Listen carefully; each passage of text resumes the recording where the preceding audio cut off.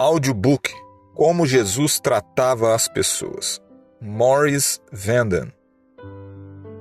Edição da Casa Publicadora Brasileira. Capítulo 4: Como Jesus tratou os rejeitados. Esta é a história de um homem que subiu ao telhado e foi descido por seus amigos. Ela se encontra em Marcos, capítulo 2, verso 1 em diante. Depois entrou Jesus de novo em Cafarnaum e logo ocorreu que ele estava em casa. Muitos afluíram para ali, tantos que nem mesmo junto à porta eles achavam lugar. Anunciava-lhes a palavra. Alguns foram ter com ele, conduzindo um paralítico levado por 4 homens. E não podendo aproximar-se dele por causa da multidão, descobriram o eirado no ponto correspondente ao em que ele estava, e fazendo uma abertura, baixaram o leito em que jazia o doente. Vendo-lhes a fé, Jesus disse ao paralítico: Filho, os teus pecados estão perdoados. Mas alguns dos escribas estavam assentados ali e arrazoavam em seus corações: por que fala ele deste modo? Isto é, blasfêmia. Quem pode perdoar pecados senão um, que é Deus? E Jesus, percebendo logo por seu espírito que eles assim arrazoavam, disse-lhes: por que arrazoais sobre estas coisas em vossos corações? Qual é mais fácil dizer ao paralítico: estão perdoados teus pecados? Ou dizer: levanta-te, toma o teu leito e anda?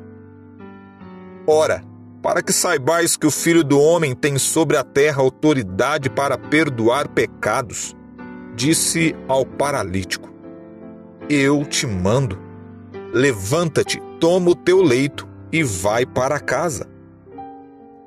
Então ele se levantou e no mesmo instante, tomando o leito, retirou-se à vista de todos, a ponto de se admirarem todos e darem glória a Deus, dizendo: jamais vimos coisas assim. Marcos capítulo 2, do verso 1 ao verso 12. Quem era esse homem que se tornou o personagem central dessa história? Eu gostaria de sugerir que ele era um João Ninguém naquela cidade. Ele era um inválido, vivia isolado. Ele, sem dúvida, não atraía atenção na cidade. Ele era, além de tudo, um rejeitado. Qualquer pessoa sofrendo, afligida ou doente era vista como grande pecadora, uma grande e constante pecadora. E nesse caso, a acusação era verdadeira. Às vezes Jesus disse que a doença e a aflição nada tinha a ver com o pecado de uma pessoa. Ele disse isso sobre o homem cego em João capítulo 9. Os discípulos perguntaram: quem pecou, esse homem ou seus pais? E Jesus disse: nenhum. Ainda assim, o homem cego era considerado um grande pecador porque ele era cego. O homem nesta história não era apenas considerado um grande pecador, ele era pecador. A evidência é que sua aflição era o resultado de uma vida de pecado. E muitos comentaristas bíblicos consideram que isso era uma doença social. Assim, ele era um rejeitado. Um a um, os amigos se afastaram dele, exceto os seus amigos pecadores. Suponho que poderíamos até conjecturar que aqueles que o carregaram a Jesus eram do mesmo tipo. Esse homem sabia o que era ter uma consciência culpada e empurrá-la e sublimá-la nas câmaras profundas da mente. Ele conhecia por experiência o mal do pecado, não apenas pela observação. Ele sabia o que era ser um rejeitado. Ele conhecia a culpa e o que o diabo faz para atormentar uma pessoa culpada. Ele conhecia o horror do pecado, apesar de ainda amá-lo. Ele conhecia o desassossego, os desejos insatisfeitos, o cativeiro do qual ele lutara em vão para se livrar. Ele sabia que até mesmo seus motivos não eram certos. Porque ele quis ir em busca de auxílio? Você já descobriu que algumas calamidades, aflições ou tristezas fazem o diabo bater na sua cabeça com seus motivos egoístas para volver-se para Deus naquela hora? Isto é, chamado teologia do desespero.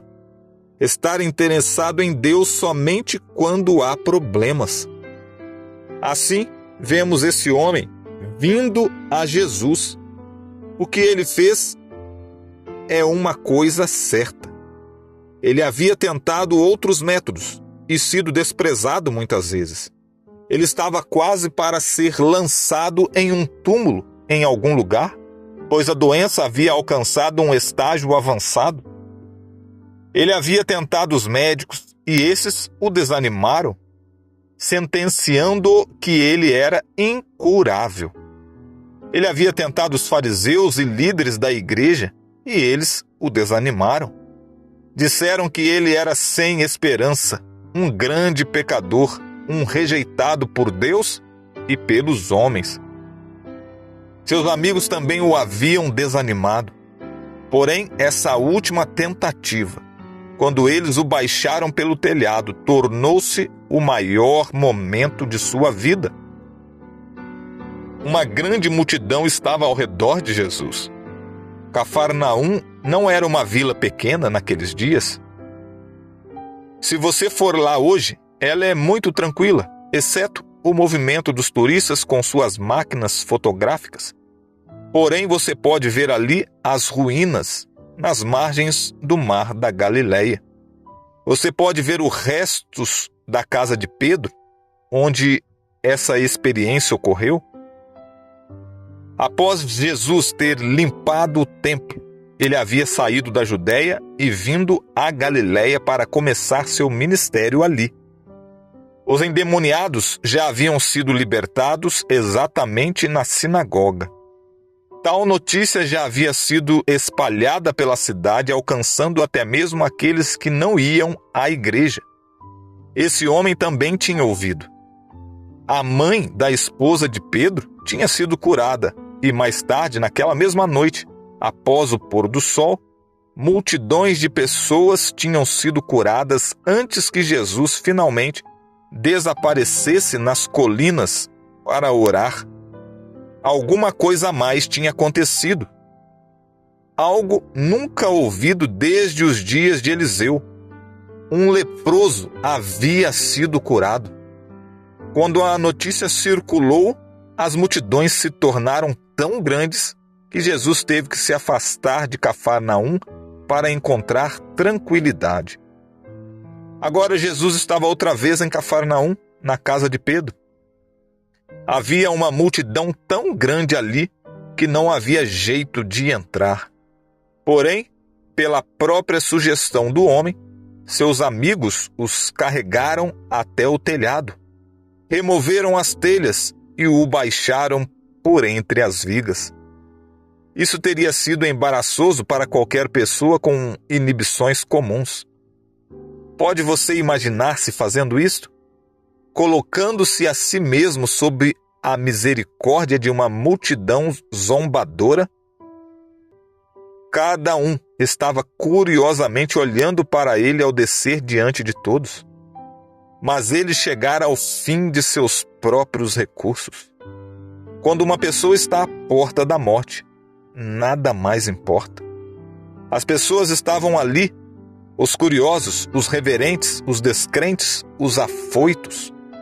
O grupo de espias estava ali, vindo de Jerusalém. Os fariseus e saduceus, já em busca da vida de Jesus. Você pode ver a imensa multidão dentro e fora da casa, ouvindo pelas janelas e em pé nas portas. Você pode ouvir o súbito silêncio no quarto, após o rompimento do telhado e sentir a tensão no ar enquanto um solitário homem é baixado diante da própria presença de Jesus. A história diz que Jesus viu a fé deles. Não perca o fato de que a fé dos 4 que carregavam o homem também estava envolvida. Nós não sabemos seus nomes, não cantamos sobre eles ou contamos a história de sua vida, porém eles trouxeram esse homem nos braços da própria fé até a presença de Jesus. Agora vêm as palavras que trazem o grande momento da vida desse homem. Meu filho, meu filho. Você quer dizer que o Deus do universo chama alguém como esse de seu filho? E o Deus de justiça sobre o qual temos ouvido? E o Deus que tem uma lista e está verificando-a com rigor, tentando ver quantas pessoas ele poderá manter fora do céu? Deus chamou esse homem, com seu enorme relatório, de meu filho. Sim, isto é Deus falando. Isto é Deus dizendo, meu filho. Então, o evangelista Mateus adiciona uma pequena frase que Marcos não tem em seu relato da história, que é, tem bom ânimo. Veja em Mateus 9, verso 2. Eu gosto dessa frase. Seria possível que hoje alguém necessitasse ser animado? É possível ser soterrado pela culpa, pelo remorso e pelo pecado? Há alguém hoje que pode olhar para esse fato e ver mais do que apenas uma história, que pode colocar-se na mesma situação do paralítico? Temos hoje aqueles que representam a multidão zombadora, os curiosos, os afoitos, os reverentes e os descrentes. Temos hoje aqueles que podem representar o homem paralítico. Se temos, então essas palavras ainda se aplicam. Tem bom ânimo, teus pecados estão perdoados. Jesus sabia que no topo da lista desse homem estava seu desejo de ter paz com Deus. Jesus também sabia que isso traria todas as outras bênçãos no seu rastro. Assim ele disse, meu filho, teus pecados estão perdoados. Esse homem estava tão interessado na paz com Deus, acima de qualquer outra coisa, que ele estava disposto a viver ou morrer. Não fazia diferença se ele pudesse apenas ter seus pecados perdoados. Com isso, ele estaria feliz em viver nas mãos de Deus. Tive um amigo na faculdade, um tipo quieto, um pouco mais velho que o resto da classe. Ele havia voltado da Coreia, onde estivera na Marinha. Lá, ele era responsável por uma equipe de homens. Uma noite, debaixo de pesada escuridão, com apenas as estrelas acima, eles tiveram que fazer a tomada de uma montanha para os aliados. Eles haviam compreendido que a montanha atrás deles já havia sido limpada dos inimigos, mas alguém não havia feito um trabalho direito e um inimigo armado, um solitário comunista, fora deixado na montanha. Ao eles iniciarem o trabalho da tomada da montanha, subitamente o inimigo abriu fogo sobre eles. O atacante varreu o grupo da retaguarda e então levantou a arma alguns graus e passou a atingir o grupo da frente. Ele foi muito esperto com sua arma. Meu amigo, na liderança do pelotão, sabia que ele não tinha muito tempo. Ele ouviu seus homens gemendo, gritando e morrendo atrás dele. Mas ele havia crescido em um lar cristão. Sabia algo sobre Jesus e a segunda vinda, o céu e a eternidade. Ele havia voltado as costas para tudo isso. Mas agora, a despeito de seus motivos errados, ele olhou para o céu e disse: Deus, eu não tenho muito tempo. Eu não te peço que salves a minha vida, eu não mereço nada. Mas, ó Senhor, por favor, podes me ajudar a vir na ressurreição certa. Isso era tudo em que ele estava interessado, paz com Deus. O resto podia vir ou ir. Mas, por estranho que pareça, ele voltou da montanha ileso. Ele veio para a faculdade estudar para ser ministro, e desde então tem estado de volta nas Forças Armadas, como capelão, tentando ajudar outros como ele. Por que ele fez isso?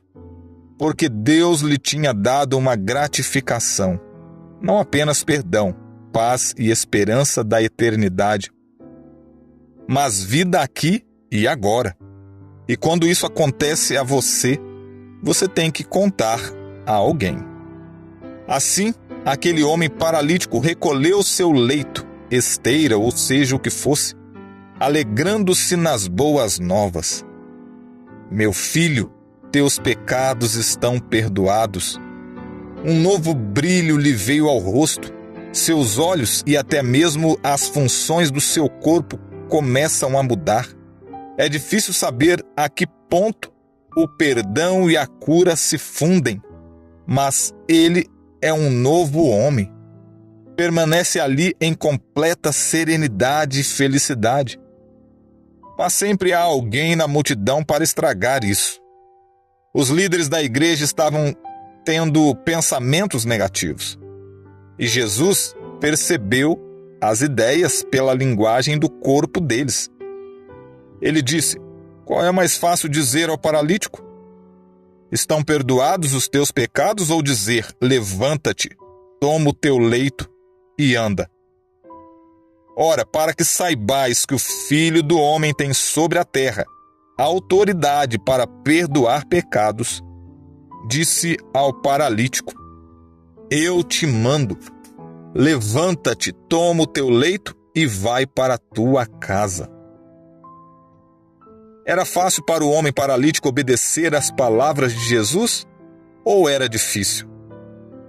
Quando o Criador falou no princípio, até mesmo o pó pulou para atender.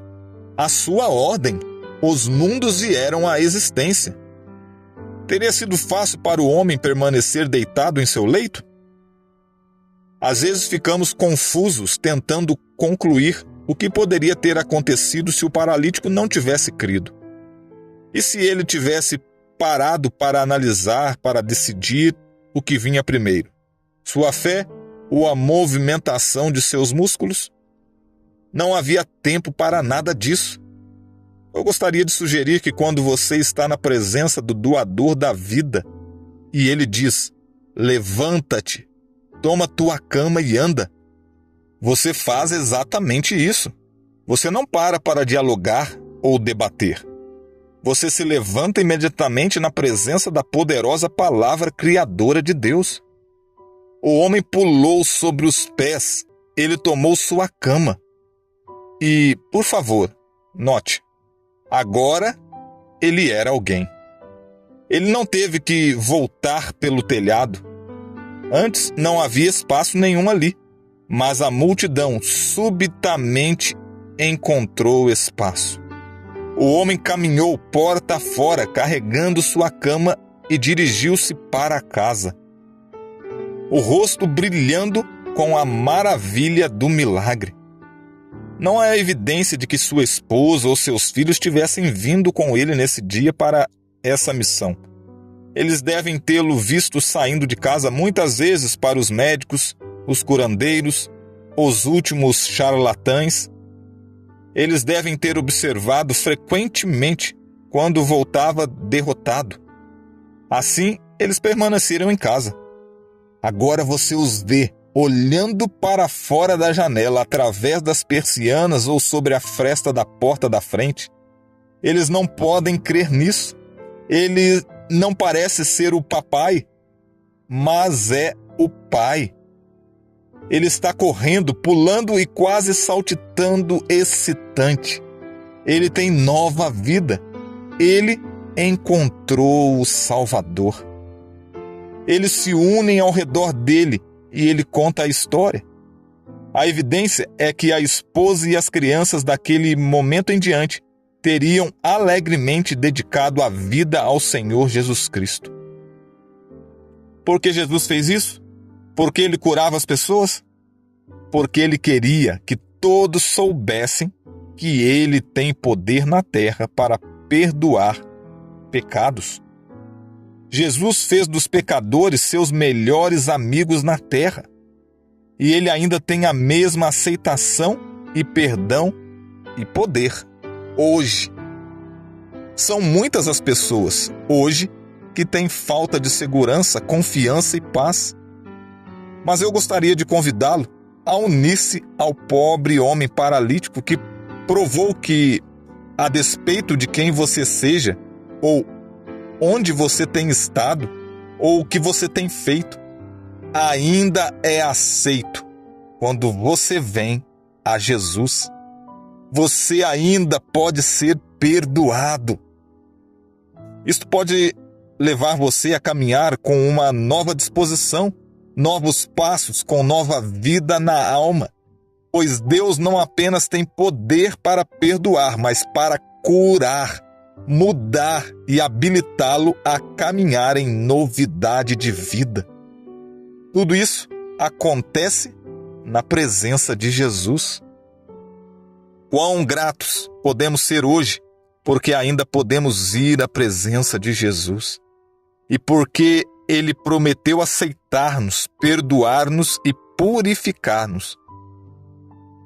O salmista expressou isto nestas palavras: Bendize, ó minha alma, ao Senhor, e tudo o que há em mim, bendiga ao seu santo nome.